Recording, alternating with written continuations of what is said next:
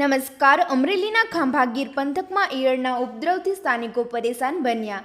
ચોમાસાની સિઝનમાં નાનોડી ગામમાં લાખોની સંખ્યામાં ઈયળો જોવા મળી રહી. મકાનો, દુકાનો, રોડ, રસ્તાઓ પર ઈયળોના ઢગલા જોવા મળતા ગ્રામજનોમાં ચિંતા ફેલાઈ. ઈયળોના આક્રમણથી સ્થાનિકો ત્રાહિમામ પોકારી ઉઠ્યા. ત્યારે તંત્ર દ્વારા યોગ્ય કામગીરી કરી ઈયળોના ઉપદ્રવમાંથી રાહત આપવામાં આવે તેવી સ્થાનિકોની માંગ છે. વધુ સમાચાર માટે જોડાયેલા રહો આરપી ગુજરાત ન્યૂઝ રાજકોટ. કાદરભાઈ ઈળો ફૂલ તરફ છે. અને આપનું ગામ? નાનોડી. બરોબર. નાનોડી, મિતિયાળા, પછી ભાટ. અને ત્યાં શું પરિસ્થિતિ છે? આ કરતા વધે જો સામે એમ નહીં, અહીં જે લોકો ન હોય ને ખાટલે ખાય છે. એમાં ઘરમાં, ઓસરીમાં, ફળીમાં, બધે રોડ ઉપર એટલી લાગત. આને દેશી નામ શું કહેવાય છે? ભરવાડ.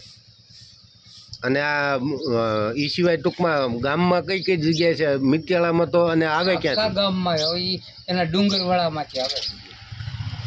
ડુંગરમાંથી? એટલે ક્યાં ડુંગર? આમ ટૂંકમાં જંગલ ડુંગરા છે ને મિત્યાળાની ફરતા ડુંગરા છે. શિહોર જોયું? શિહોરમાં એલું ગામ છે. ફરતા ડુંગરા ઓસાળે ગામ.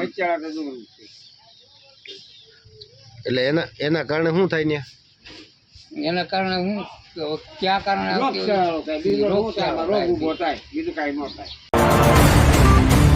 ગામ મિતિયાળા. મારું નામ કાળુસા નથુસા પઠાણ. બરોબર. અને અહીંયા ઓલી જીવાત જે ઈયળ છે? હા, ઈયળ બહુ જ છે. એટલે ઈ કયા પ્રકારની ઈયળ કહેવાય? આ ઈ ભરવાડ કહેવાય, એનું નામ ભરવાડ કહેવાય. હા, બરોબર. અત્યારે ખાવું હોય તો વિચાર કરવો પડે. પલંગ ઉપર બેહીને માણસો ખાય. ઓહો. એટલે નીચે પગ મૂકો તો ઈયળ નીચે નકરી માથે મકાન ઉપર જેટલી પડે, ઉપર આમ બાંધીને રાખવું પડે. એટલે ધાબુ હોય તો ધાબામાં હોય તો ધાબાની અંદર એટલી. તો પછી રોડ ઉપર તો આમ કે હલાવી પોઝિશન અને આવી શું લેવા? કોને ખબર. આ ડુંગરા કપાઈ ગયા ને એની હિસાબે આવેલું બધું અંદરથી નીકળી નીકળ્યું. એટલે જીવાતને ક્યાં રહેવાનું?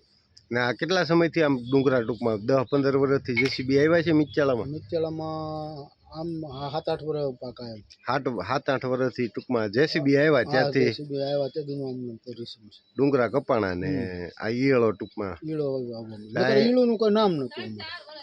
આ અત્યારે આ કેટલા વર્ષથી નીકળે? આ 4 વર્ષથી તો સતત નીકળે છે. 4-5 વર્ષથી.